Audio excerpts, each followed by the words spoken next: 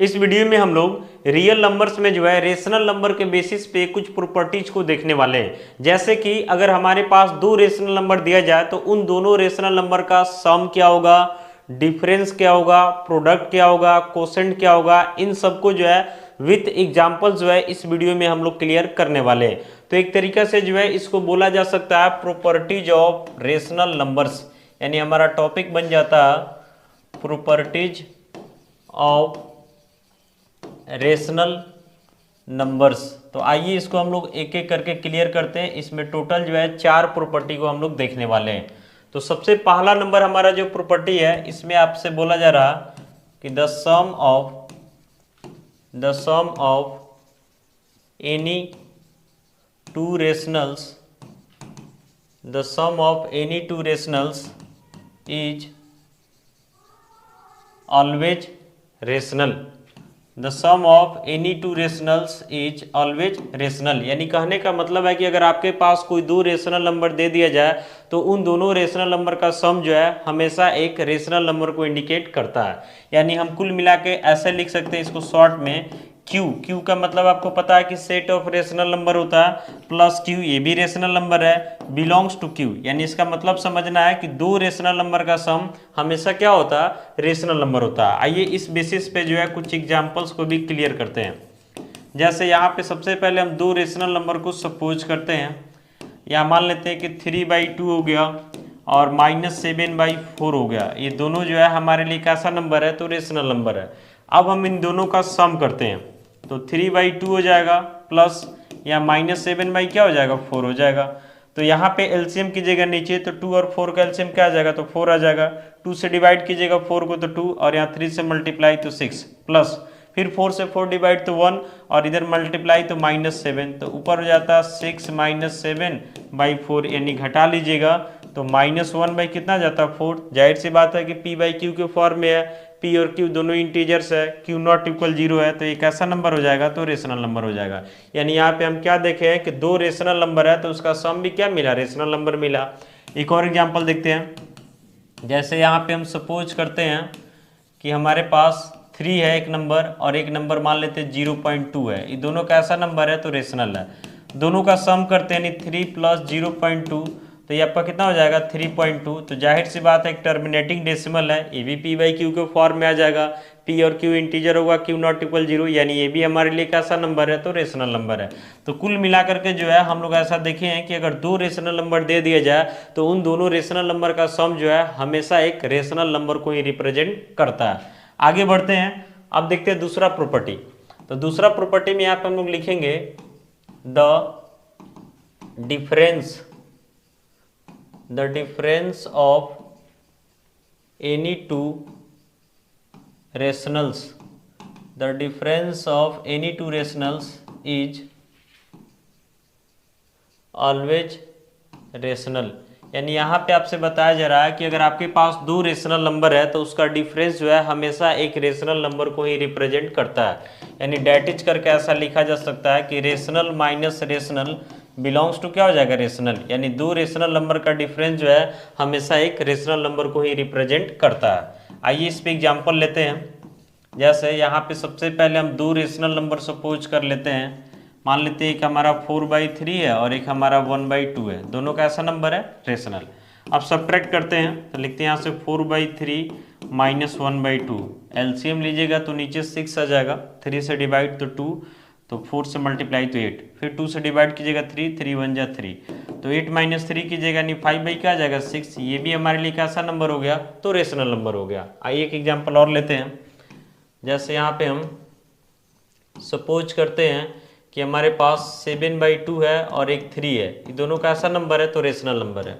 अब हम करते क्या है कि 7/2 से 3 को माइनस करते हैं, तो लिखेंगे 3/1 लिख सकते हैं इसको, तो एलसीएम 2 हो जाएगा, 2 से 2 डिवाइड तो 1, 7 से मल्टीप्लाई तो 7, फिर यहाँ 1 से डिवाइड कीजिएगा 2, 2 3 जा कितना आ जाएगा 6 आ जाएगा, तो हो जाएगा 1/2। ये भी कैसा नंबर है, तो रेशनल नंबर है। तो यहाँ पे हम लोग देख रहे हैं कि दो रेशनल नंबर का जो डिफरेंस होता है ये हमेशा जो है कहीं ना कहीं एक रेशनल नंबर को क्या करता है, इंडिकेट करता है। बाकी एग्जाम्पल भी हम लोग इस पर देख लिए। अब आते हैं तीसरे प्रॉपर्टी में। तो तीसरा प्रॉपर्टी यहाँ पे प्रोडक्ट को लेकर के बोलता है। ये प्रॉपर्टी आपसे बोलेगा कि the product of any two rationals is always rational, is always rational. यानी आपसे बोला जा रहा है कि अगर आपके पास कोई भी दो रेशनल नंबर हो जाए तो उन दोनों रेशनल नंबर का प्रोडक्ट जो है हमेशा एक रेशनल नंबर को क्या करेगा, इंडिकेट करेगा। यानी ऐसे करके हम लिखेंगे Q into Q belongs to Q, यानी rational into rational belongs to क्या होगा, रेशनल होगा, यानी रिजल्ट आपका रेशनल नंबर देगा। एग्जाम्पल देखिए इस पे, जैसे यहाँ पे हम दो रेशनल नंबर लेते हैं, सपोज कर लेते हैं कि एक रेशनल नंबर 0 है और एक -9/4 है। आपको पता होगा कि 0 भी एक रेशनल नंबर होता है, दोनों रेशनल नंबर है। अब दोनों का प्रोडक्ट करते हैं तो 0 इंटू क्या हो जाएगा, -9/4, यानी कि रिजल्ट 0। जाहिर सी बात है 0 रेशनल नंबर है, यानी दो रेशनल नंबर का प्रोडक्ट हमको क्या मिला, तो रेशनल नंबर मिला। एक एग्जाम्पल और देख लीजिए, जैसे -3/4 है और यहाँ 7/2 है, दोनों का ऐसा नंबर है तो रेशनल। दोनों का प्रोडक्ट कर देते हैं तो -3/4 इंटू क्या हो जाएगा, तो 7/2 हो जाएगा। मल्टीप्लाई कीजिएगा तो ऊपर हो जाएगा -21 और नीचे 8। P/Q में दिख रहा, P और Q दोनों इंटीजर भी है, Q नॉट इक्वल 0 है, यानी ये भी हमारे लिए कैसा नंबर है, तो रेशनल नंबर है। तो इस तरीका से हम लोग देखें कि दो रेशनल नंबर का प्रोडक्ट जो है हमेशा एक रेशनल नंबर को ही क्या करता है, इंडिकेट करता है। अब आते हैं कोसेंट में, यानी कि डिवाइड करके देखेंगे। तो चौथा प्रॉपर्टी है हमारा, तीसरा प्रॉपर्टी था। अब आते हैं चौथा प्रॉपर्टी में, तो यहाँ पे लिखेंगे हम the quotient of any two rationals is always rational. मतलब दो रेशनल नंबर का जो कोसेंट होगा ये हमेशा जो है एक रेशनल नंबर को क्या करता है, इंडिकेट करता है। तो डैट इज करके लिख सकते हैं, rational divided by rational belongs to क्या होगा, रेशनल। यानी रेशनल को रेशनल से डिवाइड कीजिएगा, रिजल्ट हमेशा रेशनल आएगा। तो ध्यान रखना है इसमें, पहले एग्जाम्पल हम देते हैं उसके बाद एक कंसेप्ट और इसमें हम बताते हैं, ध्यान से देखिएगा। जैसे यहाँ पे हम सपोज कर लेते हैं दो रेशनल नंबर, एक मान लेते हैं -3/2 है और एक 7/4 है, दोनों हमारा रेशनल नंबर है। अब हम करते क्या है कि -3/2 को डिवाइड कर देते हैं किससे, तो 7/4 से। तो हो जाएगा -3/2, डिवाइड है तो जाहिर सी बात है मल्टीप्लाई में जाएगा, ये उलट जाएगा, तो 4 क्या हो जाएगा, 7 हो जाएगा। इसे दो बार में कट जाएगा, तो ऊपर -6/7, जाहिर सी बात है कि ये भी कैसा नंबर है, रेशनल नंबर है। मान लेते हैं कि यहाँ पे हम लेते हैं एक नंबर 0 लेते हैं और एक -9 लेते हैं, दोनों रेशनल नंबर है। अब हम यहाँ 0 को डिवाइड कर देते हैं -9 से, तो 0 डिवाइडेड बाई -9, ये भी 0 आ जाता है, कैसा नंबर है, तो रेशनल नंबर है। अब मान लेते हैं कि अगर आप ऐसा काम करते हैं कि न्यूमरेटर में एक रेशनल नंबर मान लेते हैं 19 ले लिए और डिनोमिनेटर में क्या ले लिए, 0 ले लिया, और तब बोलते हैं कि रेशनल आएगा कि नहीं। तो सबसे पहले तो जान लीजिए कि यहाँ पे हमारा जो रिजल्ट है नॉट डिफाइंड होगा, क्योंकि नीचे 0 आएगा तो रिजल्ट हमारा क्या हो जाएगा, नॉट डिफाइंड हो जाएगा।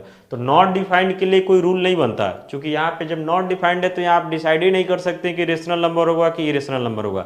कहीं भी मैथ में आपको पता होगा कि डिनोमिनेटर में जो है 0 नहीं आना चाहिए, अदरवाइज रिजल्ट क्या हो जाता है, नॉट डिफाइंड हो जाता है। तो अगर आप बोलते हैं कि रेशनल में रेशनल से डिफाइंड कर रहे हैं, यहाँ पे रेशनल नहीं आ रहा, तो इसका मतलब ये नहीं समझना कि प्रॉपर्टी गलत है, क्योंकि कोई भी प्रॉपर्टी जो है डिफाइंड के लिए आता है, नॉट डिफाइंड के लिए नहीं आता। तो कभी भी जो है 0 से किसी नंबर में आपको डिवाइड करके इस प्रॉपर्टी को चेक नहीं करना है, बाकी प्रॉपर्टी कहीं पे भी गलत नहीं है। तो इस वीडियो में हम लोग देखें कि दो रेशनल नंबर का सम, दो रेशनल नंबर का डिफरेंस, दो रेशनल नंबर का प्रोडक्ट और दो रेशनल नंबर का कोसेंट हमेशा ही एक रेशनल नंबर को क्या करता है, इंडिकेट करता है।